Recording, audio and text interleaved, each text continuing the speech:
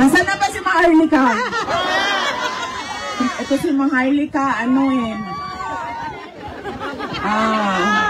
meron siyang content sa away ng mga girlfriend no? Yes, ma'am. Sabi ko nga doon sa kasamahan ko, sabi ko, alam mo, talino talaga to si President Duterte. Hindi siya nag-asawa ulit.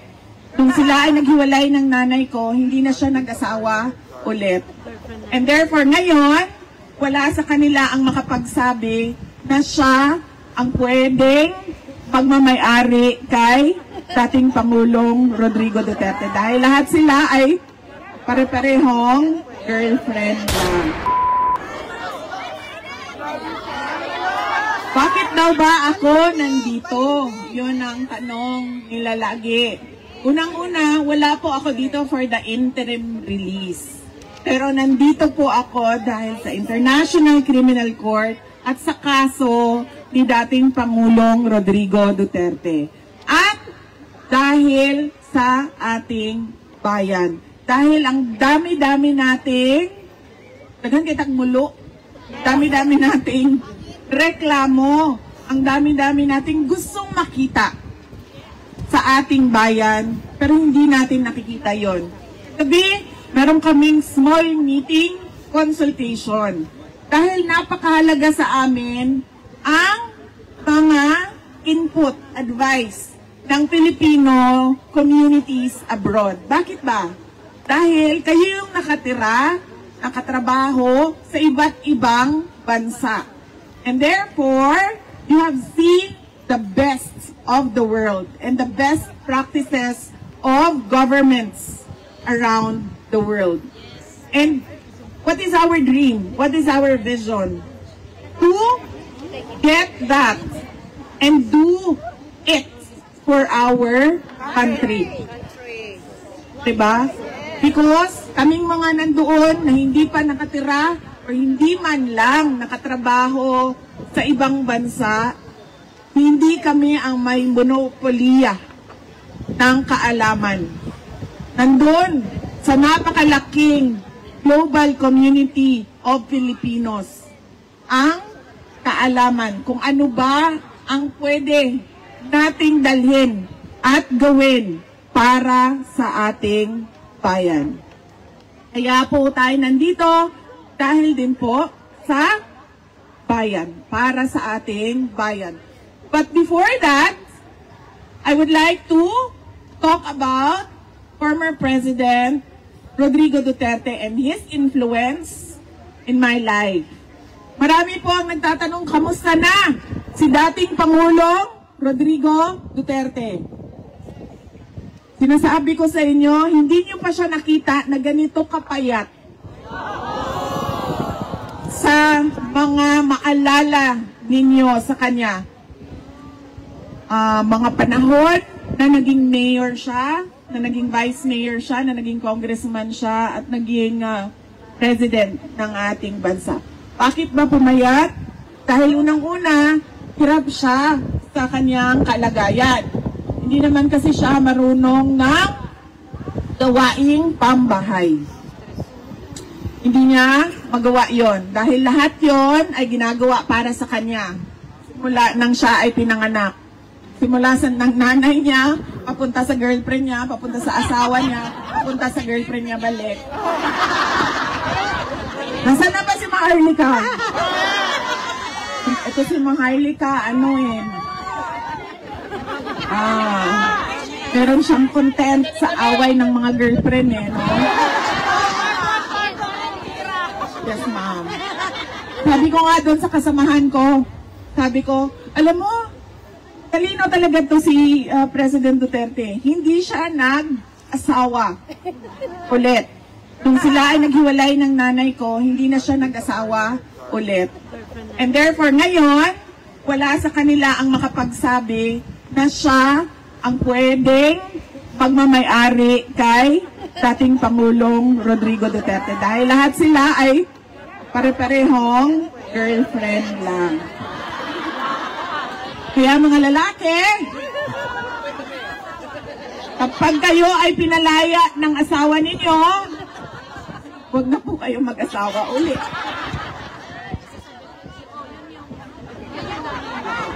Diba? Asan ako? Kamusta na siya? Ayun. Hirapan siya. Pangalawa, yung malamig. Kasi kahit daw may heater sa loob, pumapasok pa rin yung lamig doon sa kanyang kwarto. At pangatlo, yung pagkaluto ba ng pagkain ay hindi yung tradisyonal na Pilipino na luto. Ay intindihan namin na sinusubukan talaga doong detention unit na bigyan siya ng pagkain na magugustuhan niya dahil it's culturally appropriate. Pero syempre, sabi nga nung mga Pilipino na tiga-Hague, ang mga Dutch daw hindi marunong magluto ng kanin. Oo. Hindi daw sila. Pero nagpapasalamat kami kasi ilang araw lang na dumating si Pangulong Duterte sa Hague ay gumawa sila ng paraan na mabigyan siya ng kanin or rice sa kanyang meals. Kaya nagpapasalamat kami doon.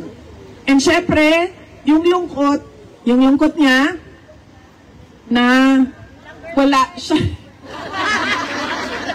Yes, ma'am, isa din yun, yung lungkot niya sa walang girlfriend. Pero may I just say, ma'am, no? Kasi magaganda yung mga lawyers niya. Yung isa is a Singaporean Spanish. So, Singaporean Spanish siya. Yung isa is Dutch. No? Oh, at araw-araw yun, bumibisita sa kanya. Sa detention. So every morning meron siyang lawyers conference at masaya ako dahil yun na nga ang problema ko, sir. Makaligawan ba? Matinik pa naman yun si PRD. So, baka pero sinabihan na namin sila. Rinarningan ko. Ma'am, sabi ko, wag talaga kayo magpadala sa pambobola niyan, ha? May just say na ang Pilipino na lalaki, mambobola talaga yan sila. Kaya, sinabihan ko na yung mga abogado, sir, kasi nakita ko na yung maganda maganda talaga. Sabi ko, huwag kayong magpadala sa mga Pilipino na lalaki. Dahil gagawin nila ang lahat na masuko mo ang bataan. Pero pag nasa kanila na ang bataan, ma'am, anong nangyayari? Pumupunta sa Palawan. Punta sa Siargao. Pupunta sa Siargao.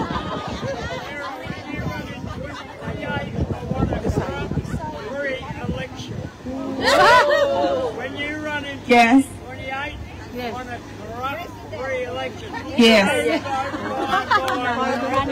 That is what we are working on, and that is what we are pushing for with our senators that are allied with the political party of President Duterte. Discuss ways where we can improve on the election. Overseeing your election. Say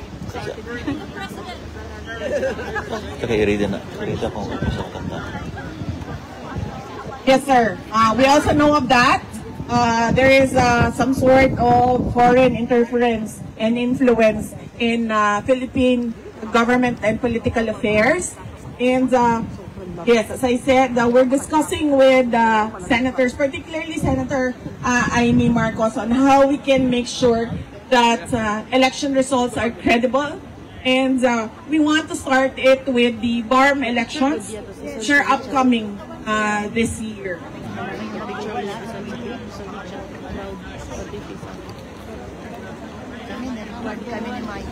Daw, ma'am? Ito daw, ma'am. Di ko kadungog, ma'am. Kasi election. Farm po tayo. Puro tayo.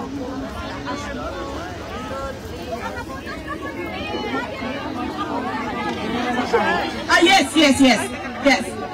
Filipinos living abroad can do overseas absentee voting through the Philippine Embassy. Ay, guwapa yan! Guwapa! Kunya na yung guwapa-guwapa, ma'am. Kapamino sa kung sa kuwa, ma'am. Ako din para magkuan ba, magtrabaho. Ako na ng guwapa-guwapa. But you know, may I just say, kagwapo ang skin ang bugnaw. Ang maganda ng kutis, ang malamig na klima. Na, alam mo ma'am, noong isang araw naglalakad ako, sobrang lamig niya, di ba gumaganda yung kutis mo kasi nagsasarado yung pores mo. Tapos naisip ko, sana ganito sa Pilipinas, no? Malamig sa mukha, malamig sa leeg, pero hindi malamig sa likod, hindi malamig sa lower back, hindi malamig sa tuhod. Diba ma'am? Dito lang yung lamig ba? Sa Pilipinas, dyan lang. Pag naglalakad ka, pero dito sa baba, kung saan masakit pag malamig, wala. Para maganda ang kutis lagi ng Pilipina. Hindi yung konting ano lang, konting init lang, meron na kaagad breakout, meron na kaagad. Lagi ma'am. Pwede ang bugnaw diri lang, ana. Yung malamig dito lang. Dito, dyan malamig. Pero dito sa baba, wala nang lamig. Kasi ma'am, sa totoo lang ma'am, gusto ko na talaga mag-jacket. Pero dahil nagtatrabaho ako ma'am, kailangan ko mag-uniform. Asan? His influence in my life. Unang-una, education. You know, when we talk about tiger moms, Asian tiger moms, where they demand academic excellence from their children. In my family, it was a tiger dad, not a tiger mom. Nasabi ko sa inyo, sa sobrang bait talaga ng nanay ko, kahit gusto mong maging bulaklak, sasabihin niya sa'yo, go ahead, become a flower. Ganyan, yung nanay ko. Pero yung tatay ko talaga was really, I would say terrible in terms of driving the importance of education into my head. Really. Because ang sinasabi lang niya sa akin noon, hindi ka tao kapag hindi ka abogado o hindi ka doktor. Dalawa lang ang binigay niya na choices sa akin. Swerte na nga kayo, yung mga nanay nyo, sinabi lang sa inyo nurse eh. So 4 na taon lang yun. Sa akin talaga, ang demand sa akin, abogado o doktor. So 8 taon yun. Ganun siya sa akin nung ako ay lumalaki. So ako din, pakiramdam ko rin, nung ako ay lumalaki at nag-aaral, wala din talaga akong choice. Maging abogado o maging doktor o hindi ka makakauwi sa bahay ng mga magulang mo. And therefore, wala kang libreng kuryente at tubig. Ganun yung pakiramdam ko. So, nagsimula ako sa med school and then I ended up sa law school and became a lawyer. And yun ang nakita ko na nagbago yung tatay ko sa paningin niya sa akin. The moment na nalaman niya na abogado na yung anak niya. Because apparently, sa mga more sa male lawyers, they find pride and honor kapag meron silang anak na abogado din, kahit isa man lang. And I think ganun din sa doctors. I do not know, but I think ganun din sa mga doktor. Kaya wala nang ibang paulit-ulit na sinabi sa akin, tatay ko, kailangan mo maging doktor o kailangan mo maging abogado. So it was a childhood with a tiger dad, not an Asian tiger dad, not an Asian tiger mom. Ang pangalawa pong natutunan ko at paulit-ulit na sinabi sa akin ni Pangulong Duterte, sabi niya, you make your own history in this world. So therefore, sa lahat ng desisyon mo, ay hindi ka pwede magturo ng ibang tao sa mga maling nagawa mo sa buhay mo. Kaya ma'am, balik tayo sa iyo, nagpapatawad ako ma'am. Hindi ko kasi alam na si BBM, hindi ko sinasabi ma'am ha, na kasalanan mo at binoto mo si BBM. Hindi ko alam ma'am, talaga totoo, hindi ko rin alam talaga. Na, ang akala ko kasi, ang buong akala ko ma'am, dahil, syempre di ba, we had that dark past in our country. And the principal figure of that was Marcos Sr. So I was thinking that he would want a legacy that is better than what we had before. So,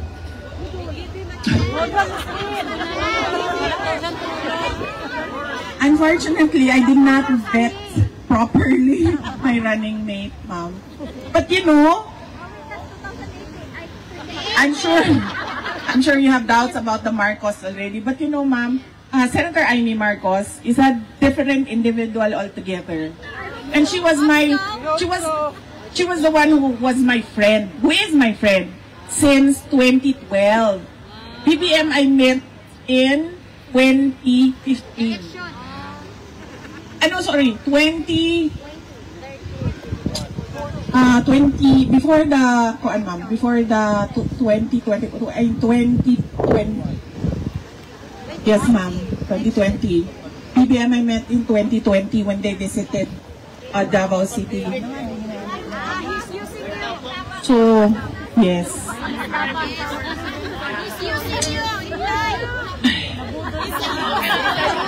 And as PRD said, you make your own history in this world, and I apologize for that decision, ma'am, to run with Bongbong Marcos. Asa man taga-Siquijor din eh? No, ma'am, lagi mo ang kun mo.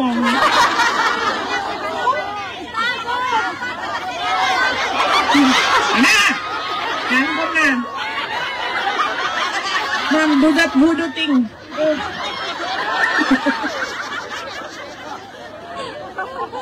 So that is the second influence. That is that you make your own history in this world. Hindi mo pwedeng sabihin, kasalanan ito ng tatay ko, kasalanan ito ng nanay ko, kasalanan ito ng asawa ko, ng boyfriend ko, kasalanan ito ng boss ko. Kasalanan, hindi. Paulit-ulit niya sinasabi sa akin, you make your own history. So you have to own up to all the mistakes, the decisions, good or bad, your life. That's true. Third. Ano nga ba yung third, ma'am? Di ka pwedeng umiyak. Kahit anong mangyari, hindi ka talaga pwede umiyak. You cannot cry at all. Ma'am, when I was 5 years old, and this is so traumatic for a 5-year-old. In fact, 5 years old, you don't have memories, diba? When you were 5 years old. But ako, ma'am, I do. So, nakatira kami sa GSIS, sa Davao City. Natutulog kami sa kasi maliliit pa kami ng kuya ko, natutulog kami lahat sa isang kwarto. So, ang katabi ni, dalawang kama yan, ganyan. Ang katabi ni Manong, si Mama. Wala pa si Baste noon, ma'am, kasi GSIS pa ito. So, this was in the 1980s. Early 1980s. Tapos, ako and then si PRD. And then, you know, ang bata ba, hindi mo alam kung ano, hindi ko na maalala kung ano yung reklamo ko at ano yung, kung sa to akong sapot, di na ko makahinumdum. Pero, nabuisit siya sa akin, umiiyak ako, sabi niya, huwag ka umiyak. Sabi niya, tas, di ba, I mean, sinusubukan natin huwag umiyak, di ba? Pero nandiyan pa yung, and then even sobbing is not allowed. Tough love. Oh, it's really tough love. But it helped me. It helped me become a better person. So you cannot sob. No sound at all. So you can cry, but only tears. But you cannot show the tears. You cannot sob. No, not allowed.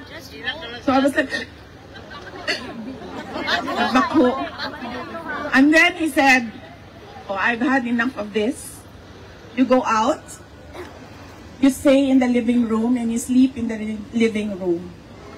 So I was 5 years old, and then hanggang ngayon takot man ako sa cockroach. No? And I think kasalanan ito ng tatay ko ba? Takot ako sa cockroach. You know that flying cockroach? Huwag yung mga maliliit na cockroach na yung mga lumilipad, yung pag tiningnan mo siya, pupunta siya sa iyo. Yung mga ganyan na cockroach. And then, sent me out into the living room to sleep in the living room, and then he locked the bedroom door. So they can sleep peacefully, and then I can cry freely outside. Huh? Oh. And then when you're 5 years old, your imagination runs wild. It was dark. I cannot reach the light switch. So it was dark, and the only light is from the outside ba, the street light. And then I can remember, ang imagination ko, ang sobrang laki na daw ng mga cockroach. Mga ganyan na, yung imagination mo, tapos habang natutulog ka, gagapang sila lahat sa iyo, mga ganyan. So, ganun siya. Hindi ka pwedeng umiyak at hindi mo pwedeng ipakita ang iyong mga luha. Noong isang beses, magkasama kami ni Kitty na bumisita sa loob ng detention unit. And then sinabi ko sa kanila, kay Hanila at kay Kitty, huwag kayo umiyak ha, kasi ayaw niya. Sinabi niya sa akin, kasi nung unang mga araw na nandun siya, ako lang yung bumibisita. Paulit-ulit niya sinabi sa akin, ayoko bumisita sila kasi alam ko mag-iiyakan. Sabi ko, ako nang bahala, sabihan ko sila. And then this Kitty, hindi niya napigilan isang beses, hindi niya napigilan talaga. She started, pero nandun siya sa likod ni PRD. And apparently, narinig ni PRD. Kasi sinabihan siya, you know what, your tears don't help. So sabi ko din sa kanya, told you not to cry. So, ganon. Hindi ka pwedeng umiyak. Make your own history in this world. And the importance of education in the lives of our children and grandchildren and great-grandchildren. Because that will really influence change in our country. And so my next, okay pa ba kayo? Yes! Okay na po, ma'am?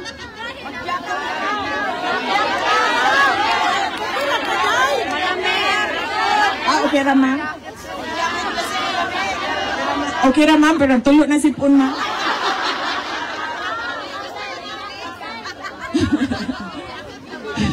And so, my next topic for us to discuss about is the International Criminal Court and what the administration did to President Rodrigo Duterte.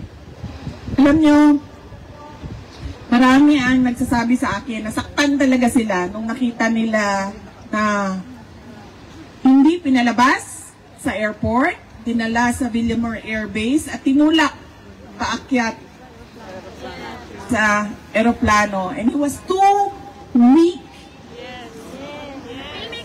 That's why we are angry. run and resist what they were doing to him. Pareho tayo, ma'am.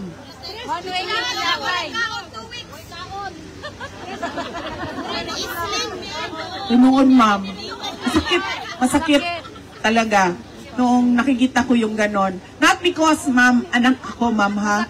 But because I am a lawyer. And I knew that what they were doing was wrong. Because they were supposed to bring him to a local court, to a Filipino court. And then they were supposed to present the diffusion notice. There was a diffusion notice from the ICC to the Interpol directly to the Philippine National Police. So, ang dapat nilang ginawa, oh, Rodrigo Duterte, you have a diffusion notice. Let's go to court.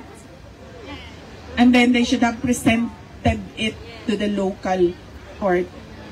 Pero ang ginawa, ano ba ang ginawa? Yes.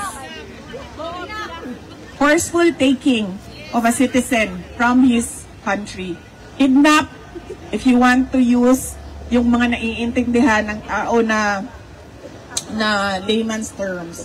Pero it was called a rendition in international law. Hindi mo pwede, kasi napansin niyo, ma'am, lahat ng mga may death penalty sa ibang bansa, lahat ng mga nakukulong sa ibang bansa, may kaaso sa ibang bansa, at may desisyon na nire-request natin pawiin, i-pardon. Yan. Because you're supposed, as a state, you're supposed to protect your citizens at all costs.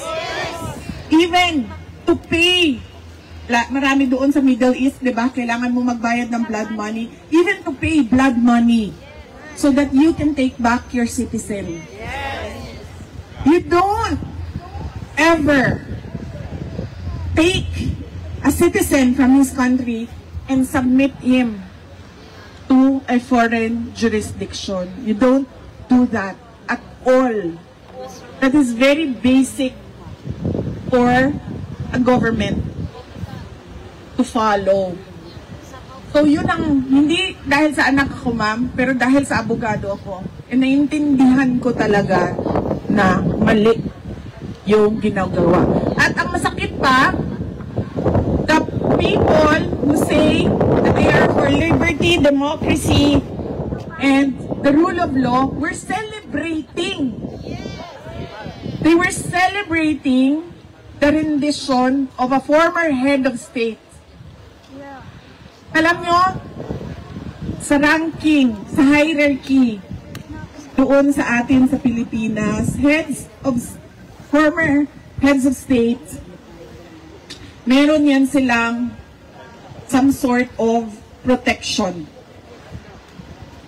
And we did not see that in the case of President Duterte. And then we go to ICC. In terms of complementarity, ibig sabihin po ba sila ay isang justice system? Yung bansa natin, Australia and the Philippines, merong sariling justice system. Nakita na natin, bago siya naging presidente, merong investigation, merong hinukay sa Davao City, merong public inquiry na nangyari. Nandun lahat ng mga Davaoenyo, pinatawag, umaten. Pero meron bang kahit isang kaso na na-file dahil sa sinasabi nilang war on drugs o dahil sa DDS? Wala. Naging presidente siya. Tumuloy ang pagtatanong at pagsasabi na merong kamalian na ginawa. Meron bang kahit isang kaso na final sa korte natin? Sa dami-dami ng mga final na kaso from 2016 to 2022, kahit isa, wala. Kahit isa man lang na sabihin natin na biktima ng EJK. Meron? Wala. Pero merong wala si President Duterte. dahil meron lang nakita na pag-abuso ng mga pulis, which was properly decided in Philippine courts. Natapos ang termino ni Pangulong Duterte. Wala na siyang power, wala na siyang authority, wala na lahat. Dahil bago na ang Pangulo, meron ba kahit isang kaso na na-file sa Davao City o kahit saan man sa Pilipinas? Wala. Pero bukas ba ang ating mga korte na tumanggap? Oo. Libre ba sila na tumanggap without undue influence from former President Duterte na tumanggap ng kaso? Yes. Yes. Dahil bukas ang mga korte. So hindi dapat nakikialam ang ICC.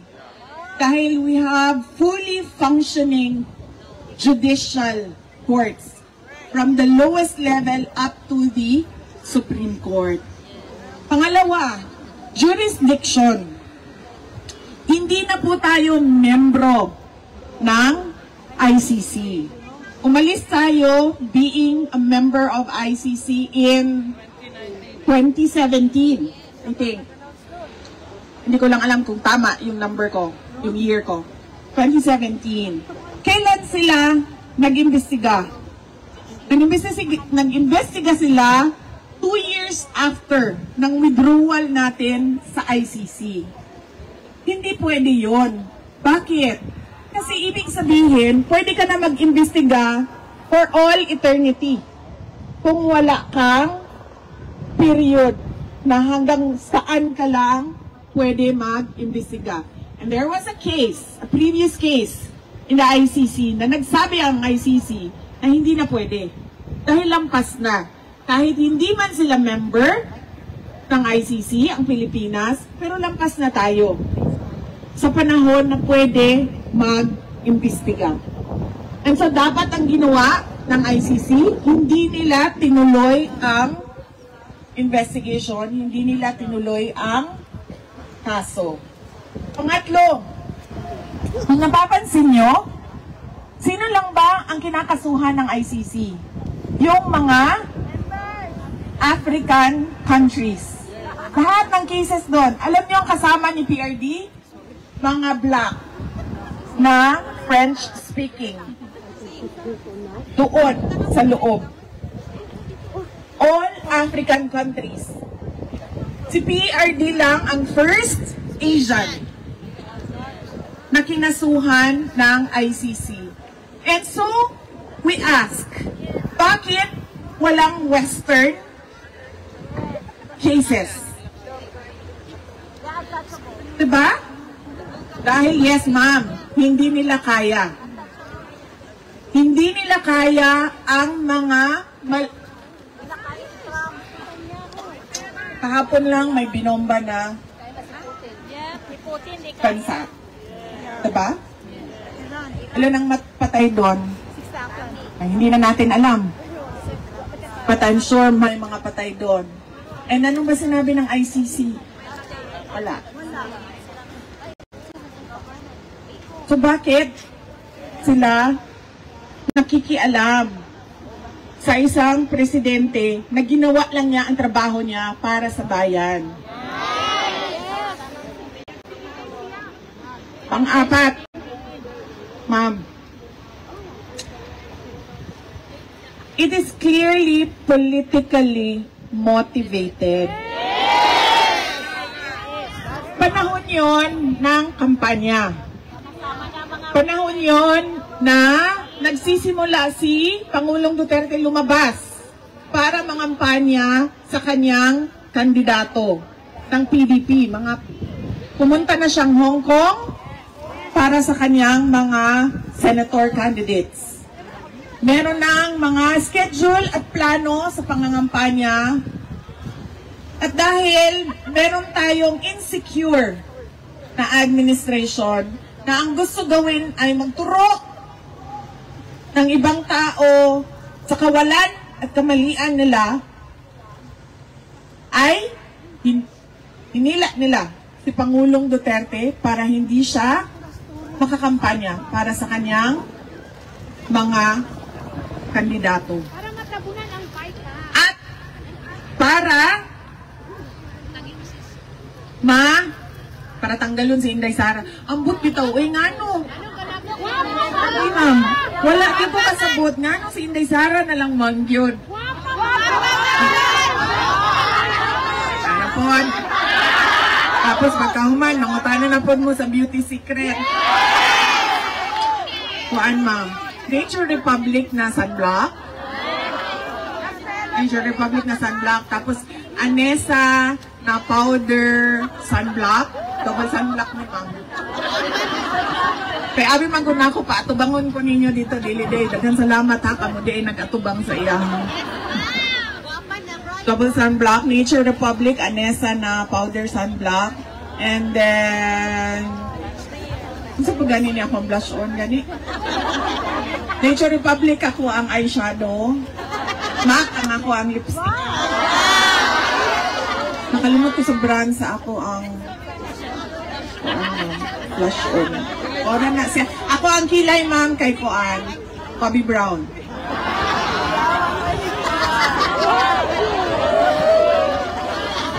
Nakatawa ko ba kay Kahimablo mo dito sa Koan, sa Hague. Ana sila, kagwapa man ni mo dayo. Yung sa manan, ginaunsa man na ni mo yung ungnaw. Ako, ma'am, make-up mo ko, ma'am. Ako sa ilahan, ako make-up ko. Mo niya nga ako ang Koan. Mo niya nga ako ang ginagamit. Nature Republic, Revlon na press powder. Ako ang NARS to, gigamit na ko at the time. NARS na blush on, niya, lipstick. Daghan nag-adto og SM. Kaibaw ko ani. Kay ako po nagpapalit ko sa ako ang press powder na natural tan sa Revlon. Kaya nahurot naman. So anak ko sa ako ang kauban. Anak ko, palihog ko biya adto dito sa SM, sa Davao. Adto sa SM kay palit atong press powder na natural tan. Pag-abot niya dito, siya. Atong press powder na natural tan, tapos yan anak kong babae. Daghan ang ngita anak kay tungod kay Inday Sara. Ana siya, wala na dinhi sa amoa. Yan siya. Ikaduha, dili tanan naong pwede sa natural tan.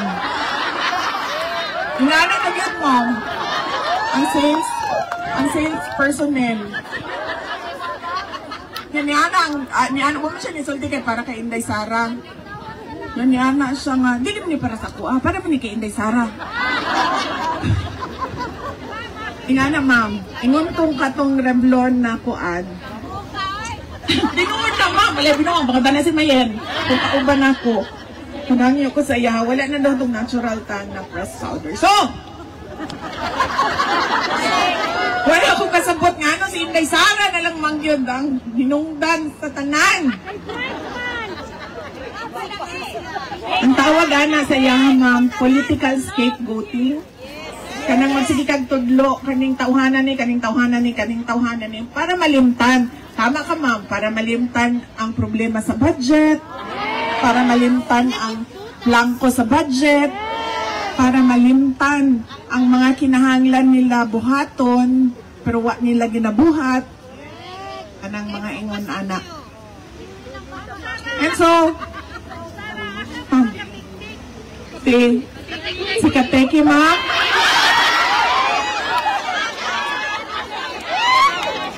asa to siya, ma'am, naka-off man siya, ma'am. Pero na ako'y kauban diri, ma'am, kanang angkol ni Kateki. Ang tawag nga mo sa iya, kay tigulang naman siya, ma'am, no? Ay, sorry, sir.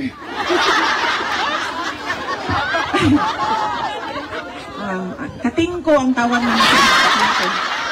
Kay kinahanglan naman siya o kuan, Katingko, para sumasakit-sakit. Bawas, ma'am. Siya, ma'am. Kanang murag si Tom Cruise pero dili. Tom Cruise naman! Ay, pasak ba? Ito, ma'am. Ay, sisi, ma'am. Ay, wala akong katawa niya. Buta na nila, ma'am, Waman siguro na sila. Wala sila nalipay sa ilang trabaho, ma'am. Wala din mo katawa. Ha? Tawa? Jurisdiction, complementarity, political, persecution, and, ma'am, some sort of discrimination. Because why only Africans? Why an Asian? Why not the Western leaders? Diba? Bakit? Kasi tayo lang din naman ata ang bansa sa buong Pilipinas na kukunin yung kanyang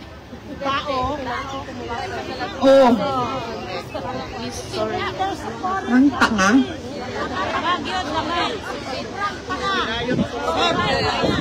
Nakakahiya.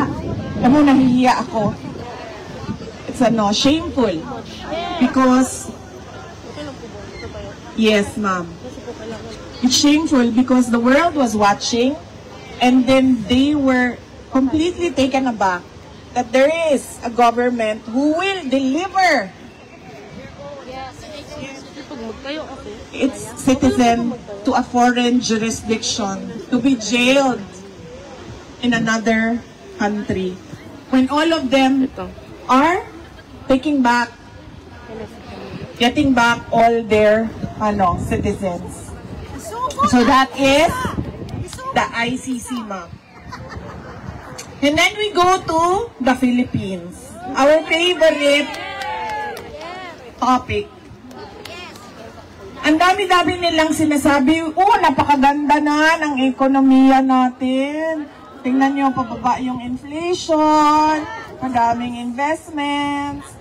We are on our way to becoming from a developing country to the next level. Maganda siya tingnan sa papel, It looks good on paper, but you don't see it at all in the everyday lives of the Filipinos. There is nothing happening in our economy. Yung mayaman, mayaman pa rin. Yung mahirap, lalong naghihirap. Yes? The poor is getting poorer. And you know, kapag sobrang dami ng mahihirap, tumataas talaga ang krimen. Because the lure of easy money is tempting them every day. Kaya dumadami ang scammer sa Pilipinas. Mag-ingat kayo, mga kababayan namin earning in dollars, because target kayo ng scammers. Investment scam, tech scam, lahat na even fellow Filipinos scamming their kababayan. Drugs, petty crimes, lahat yan. Informal settlers. Nakikita natin yan. Huwag na tayong lumayo, para, makatotohanan yung example ko. Doon na lang tayo sa bahay namin at yung kasama namin sa bahay. Yung kasama namin sa bahay ay mas mataas pa yung sweldo nila sa kung ano yung required ng batas. Sa atin, sa kasambahay, they're not part of minimum wage. Pero, ang sa amin, sa bahay, more than minimum wage ang binibigay namin sa kanila. Dahil nakikita namin yung pangangailangan nila. Nagpapaaral ng anak, nagbabayad ng kuryente, nagbabayad ng tubig, kasi nakikita din namin yung kuryente, yung bill ng kuryente namin, yung bill ng tubig namin. Nakikita din ng asawa ko yung gastos sa grocery. So, ibig sabihin, ganun din yon sa kanila, sa mga kasama namin. Pero, kahit na more than minimum wage pa rin sila, naghihirap pa rin yung pamilya nila. Pag tinatanong ko, ano ba ang problema? ang lagi nilang sinasabi, sobrang mahal ng mga bilihin. Sobrang mahal ng bigas. Yan ang laging sinasabi sa akin ng mga kasama namin sa bahay.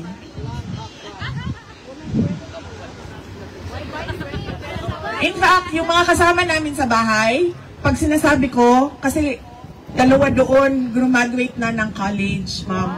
Nag-aaral sila. Pumasok sila sa amin, nag-aaral sila, graduate na sila ng college. Dalawa doon.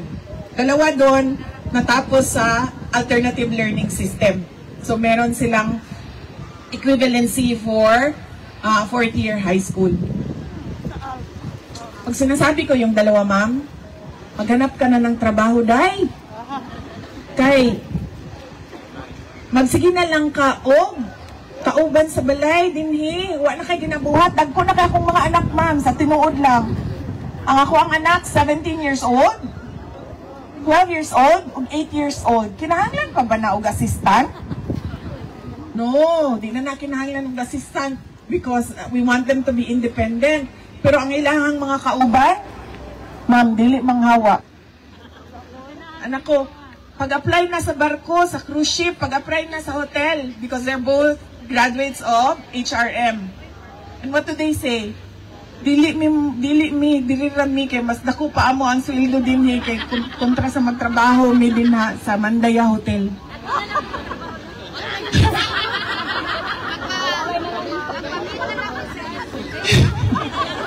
Dili pa din nga na, ma'am, oy. To the point na ang isa niingon siya, pwede ko ni mo i-adapt na lang, mahimo na lang kung Duterte.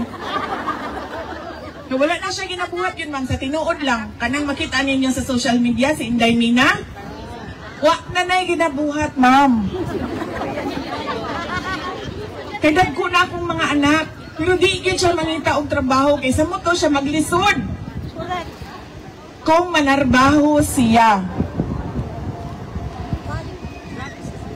Kahit mahal daw kaayo ang panaliton. O niya, kinahanglan niya suportahan iyahang mama, iyahang papa, o iyahang mga igsuon, iyahang mga manghod. So really, good on paper, but nothing at all on the ground. Utang ng Pilipinas. Magkano na po ang utang ng Pilipinas? 16 trillion. Yes, 16 trillion ang utang ng Pilipinas. Pero, at yan ay mamanahin ng mga future generation of Filipinos. O yan ka ng future, ma'am. Dari lang sa takaron. Pero, bakit hindi natin nakikita? Mag-utang, ganito, example ha. Mag-utang ako. Kasi gagawa ako ng railway system from Tawi-Tawi to Apari. Diba? Mag-utang ako ng ganyan. Understandable. Kasi hindi mo naman yan kukunin sa sariling budget. Diba? It has to be a foreign-funded project. Pero bakit 16 trillion ang utang natin? And wala din tayong nakikita.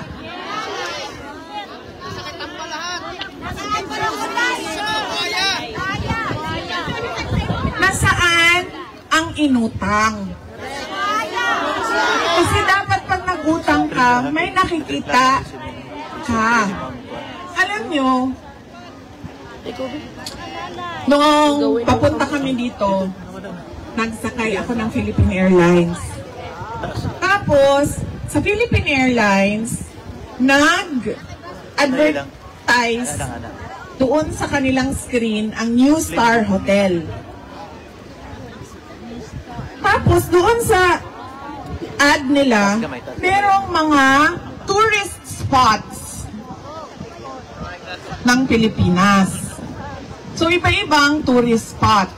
Pero sobrang nairita ako, hindi sa New Star Hotel, pero sa isang portion ng ad. Kasi, nakalagay doon, sa Tacloban daw,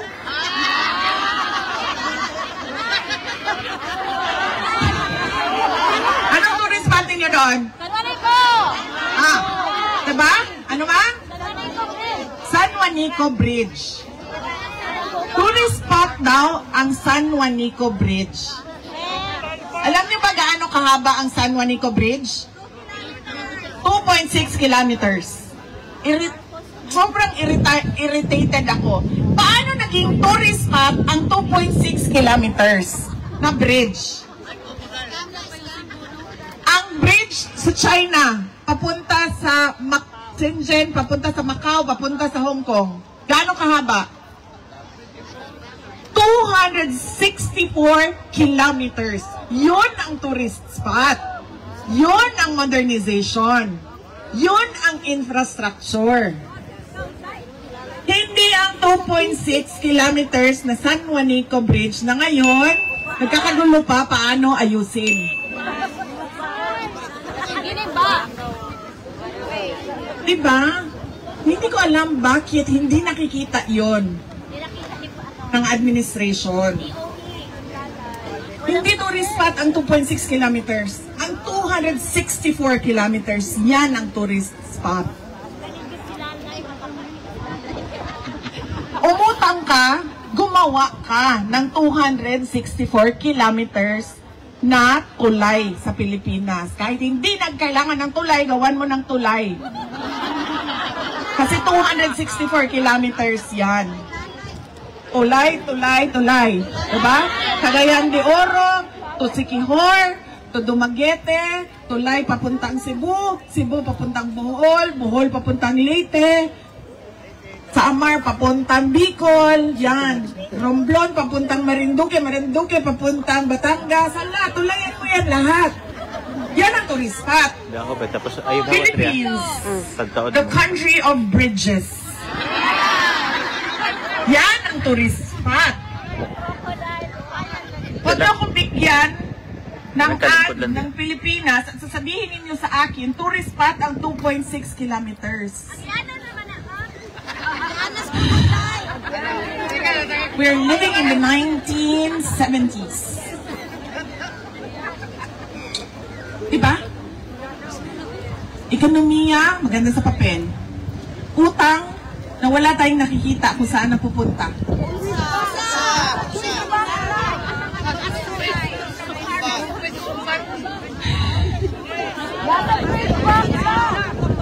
Isa pa yan, ma'am. Budget na hindi mo alam kung saan ginastos. Napupunta sa ayuda na napupolitika. Diba? Bakit? Yung pagkahuman ako, nga nag-Nature Republic na hanglak ilangan sa ninyo. Waman lang gani sila kakita, waman lang gani sila nakareklamo, nga no ingana inyong hangad. Pagbuhat mo og tourist spot na 2.6 kilometers. Huwag mo na ulaw sa China? Lingot po ang China, uy. Maulaw po ni sa Pilipinas, uy. Kay 2.6 ang ilahan tulay. I don't know. I do not understand. Why? Why?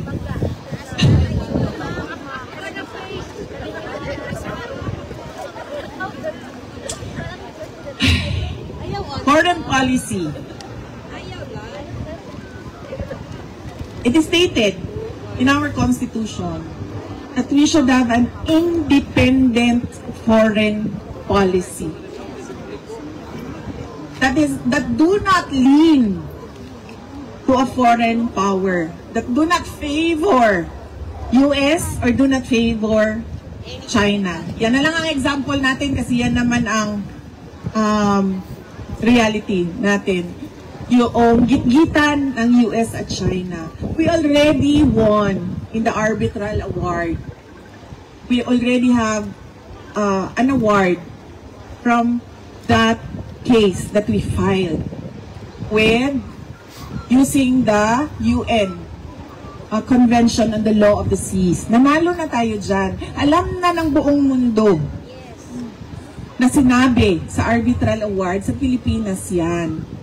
And therefore, the only thing that you need to do is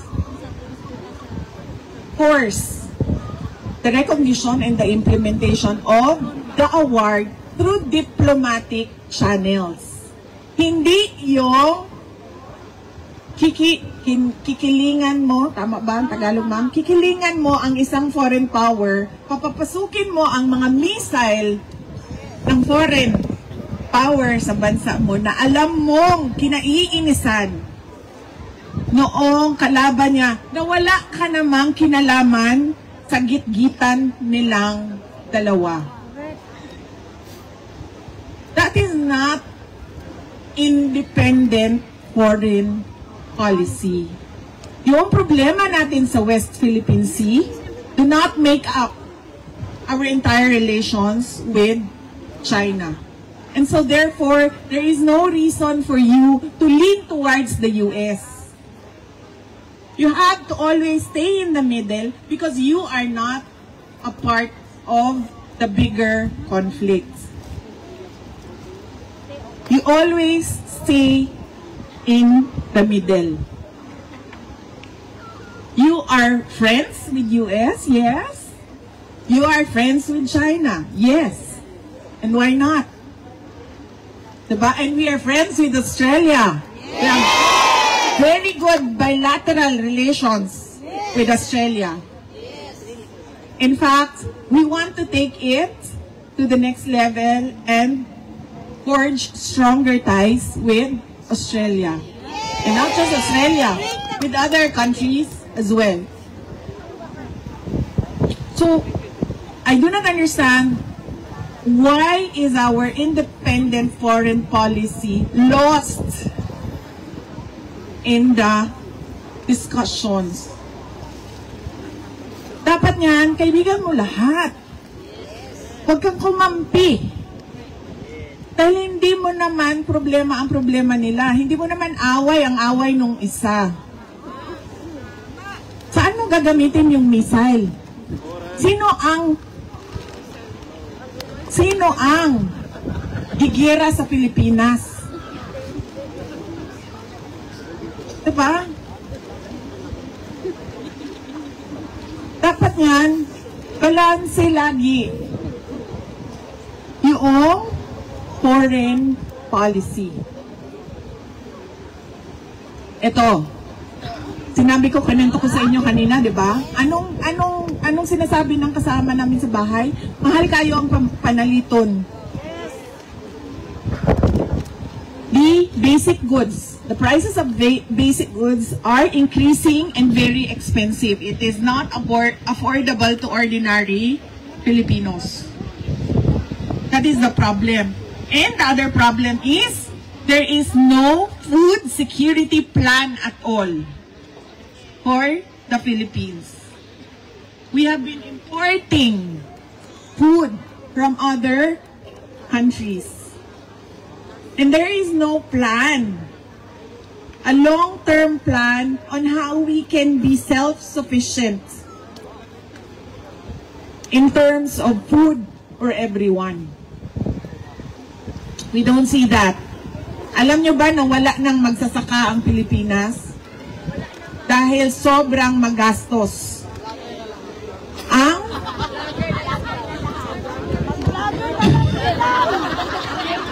Grabe ka ma'am, mga vlogger na lang daw ang nasa Pilipinas. Ano daw magsasaka? Uy ma'am, sandali meron ako nakita na content. Magsasaka siya pero pinapakita niya kung ano yung buhay magsasaka. Ay nakita nyo? Sobrang kawawa. Nakalimutan ko lang ang kanyang nakalimutan ko yung niya. Nagluluto siya para sa mga anak niya bago siya masaka sa uma. Ganyan. We don't take care of our farmers. We don't have a food security plan. And it's already the midterm of this administration. With no plans of doing plans, of creating plans, nothing. Puro drawing ang tanan. So, pag gira na, man tayo labot no, sa gira sa China o sa Amerika, pag nag-apil-apil man ta, bida-bida. Apil-apil man ta, pag gira na, ang pinakaunang mawalaan na, pagkaon man. Diba? Unsaon na lang, nga.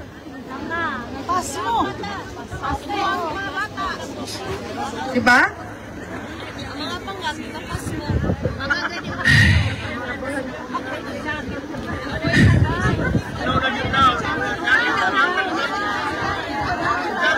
Ay, okay na ko, ma'am. Kabalo ka, ma'am. Inaali po lang akong vitamins. Akong regimen sa vitamins, ma'am. So, I'm okay. Sa ganitong ato ganing gipalit nato sa Hague. Uy, ako ra bay ni palit ato. Basta for memory and concentration, curcumin and unsa gani ng ginger, ma'am, kanang isa.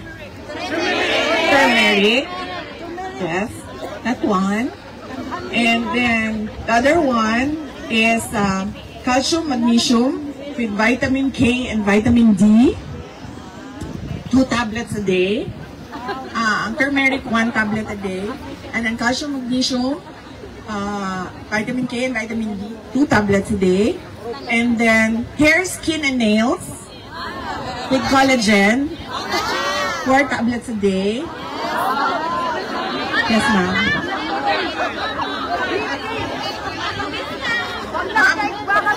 Wala ko fish oil, ma'am. Should I take fish oil? Wala ko fish oil. EPA and DHA, no? Wala ko ano. Mahal mang gudang umakur, ma'am. Uy? Mahal lang umakur, pero sa si hair, skin, and nails, okay na, no? 3 tablets, 4 tablets a day. Wala ko fish oil. And then, so ka na. And then ako maintenance, ma'am. Gusto ko makay kumukaon, no? I'm sure napansin na ninyo sa akong lawas. So kay kumukaon. So, uncontrolled na nga ako ang triglycerides.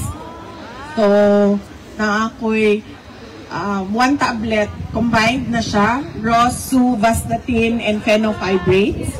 Combined. Rosufen. High blood, ma'am. Wala ko, ma'am. Kaya ka nang nag-practice yung ko o kuan, ma'am. Inner peace.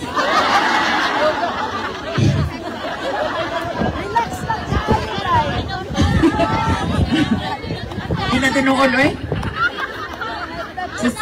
Gusto ko kanaan lang. Imagine ka, maglingkod ka lang sa flight, o niya pagkahuman ang imuhang kaatubang Tacloban, San Juanico Bridge. Sa inner peace ni mo, ano, eh?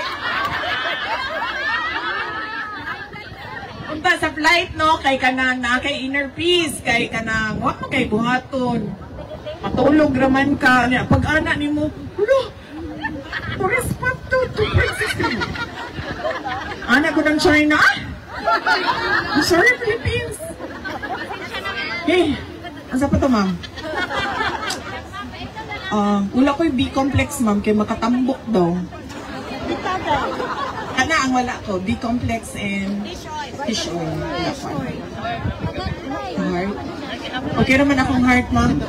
I-check sa daw na akong, ma'am. Ay, wala na day ko yung heart, ma'am. Sobra nilang daog-daog sa kuha, ma'am. Wala ko yung heart. Asan ako sa akong istorya? Ang atong nasod. Ambot, magnganga na lang taan ipag-abot sa gira, ma'am. Problema natin, ang healthcare system natin, ang infrastructure development natin, ang food security natin, ang agriculture natin, ang education natin, yung apat na yan, ma'am, napakalaki ng pagbabago kung maayos natin yung apat na yan. Ang problema natin, ang inaasahan lang natin, yung dollars ninyo. Totoo yan, ma'am.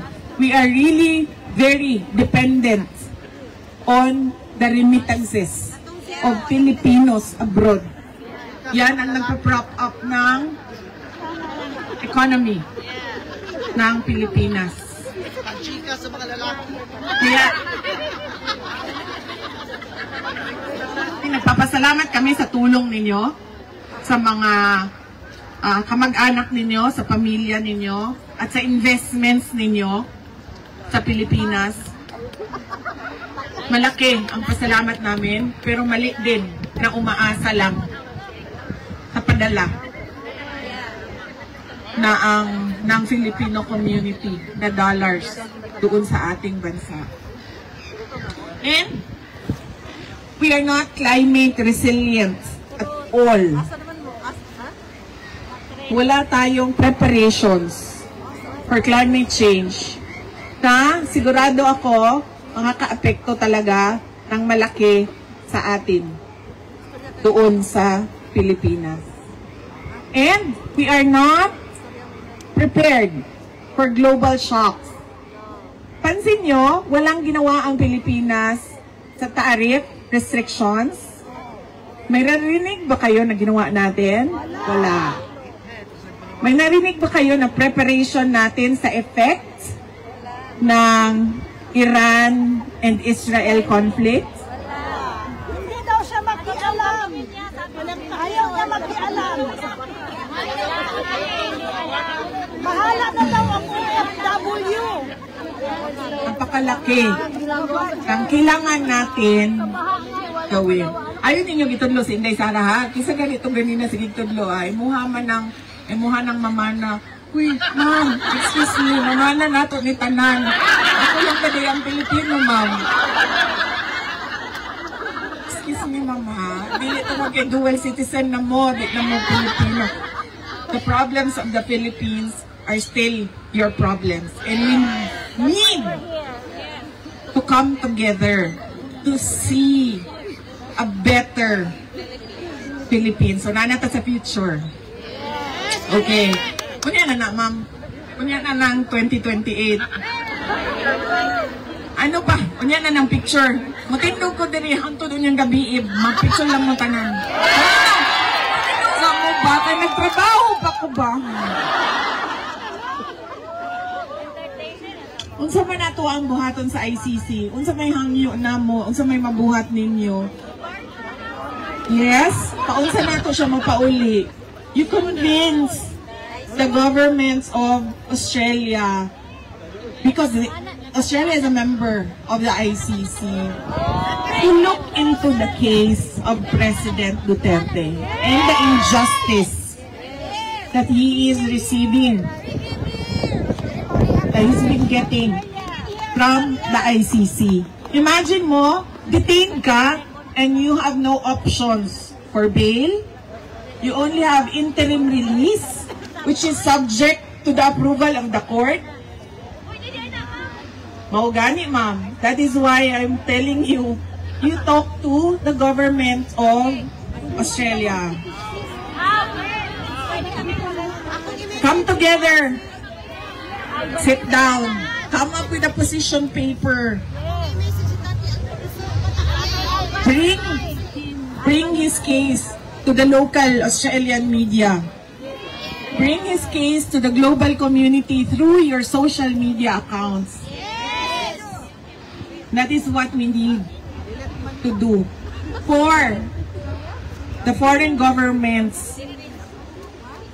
Maliit lang tayo na bansa, pero sabi nga nung kausap ko kagabi, pag ang mga Pilipino sa buong mundo hindi magtrabaho ng isang araw, mapalong ang tibuok kalibutan.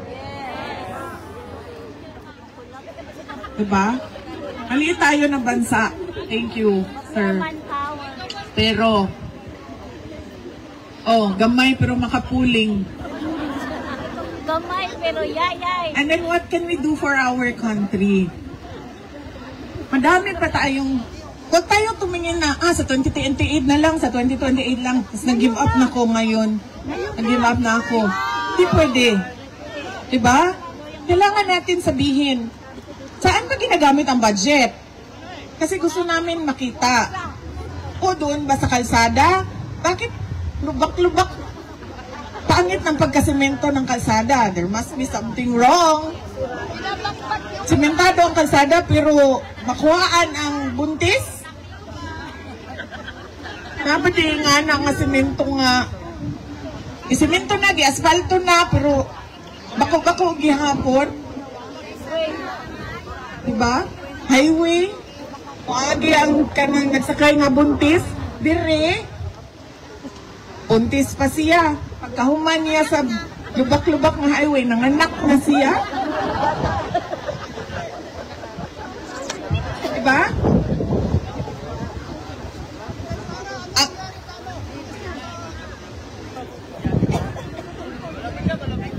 Wala pa, sir. Padayon gihapon ang discussions sa kaso questioning the blanks in the budget, pero sige gihapon gamit sa kwarta. Wala mo tayo problema sa paggamit sa budget, basta makita lang nato sa gigamit ng budget. Pili nang nahurot na lang sa ayuda o na magic na kung asa. Yes! Nagbenta ng gold. Lahat ng bansa, nag-imbak ng gold. Tago ng gold. Awas-awas na ang ilahang gold reserves. Ang Pilipinas, nagbaligya og gold. At tingala po nakita ang nagtanong sa tuwa ba ang Australia, saan sa mali sila? Namaligya man. Diba? We are not prepared for climate change. We are not prepared for war. We are not prepared for global shocks. Because there is no plan at all. There is no vision at all. I've been a member of the cabinet. And there was no direction at all. So we need to come together and push for the administration to give what is rightfully for the country. Ano yun? Food security, infrastructure development, healthcare.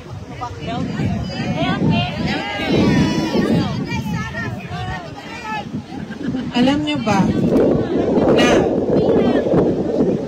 ang PhilHealth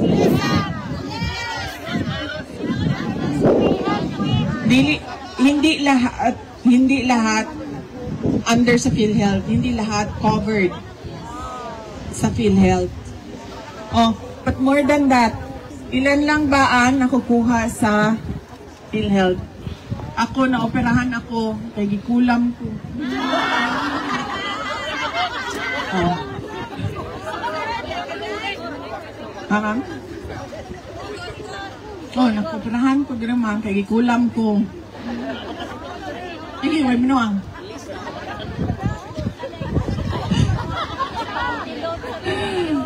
Kabalog lang ko. Kalimot lang ko sa kang numbers ba? But I think, kuan to siya, wala siya kabot og 1 million eh. Mga 900 plus thousand siya ang ako ang kuan operation.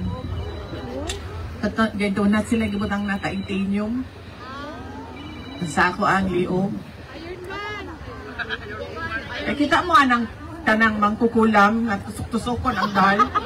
Ang katong mangkukulam diri sa liog niya si ana-ana oh. Tado ako ang liog. So, no, dito ko sa PhilHealth. So, maningay kong PhilHealth, kaya diba, kada bulan magsigig deduct ng PhilHealth. Yes! Di na daw ko pwede kaya na-hospital man ko before ko na-operahan. So, nag-claim ko PhilHealth dito. Unya, pag katong ako anang operation yun na tinuod, pila to? 18,000? Siguro to. 18,000. Ana lang ang deduction sa PhilHealth. And nag-contribute ko since 2007. Atong nagsugod ko og trabaho. So almost 20 years na ko sa PhilHealth na sige og contribute. I can forgo 18,000 sa PhilHealth. Pero the people who do not have the means to pay for their hospital bill cannot forgo 18,000. Balo mo sa amo ang opisina. People come with 1.5 million, 3 million na bill. And then they have to go around offices. They have to go to DSWD, to congressman, senator, to OVP, to PCSO, to PAGCOR, requesting for assistance na pobre na ang pamilya, napuno na sa utang. Because there is no proper healthcare system.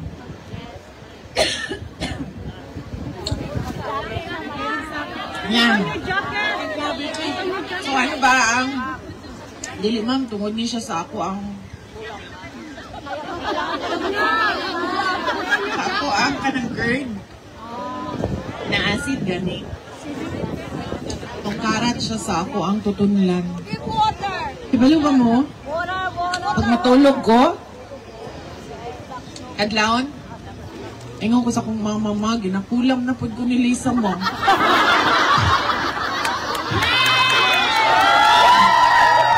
Magigda ko. Nakalit lang kay kana ganing acid. Sa banit tanan, niya. Sa nanili mo ko, siya sa imong chest, dire.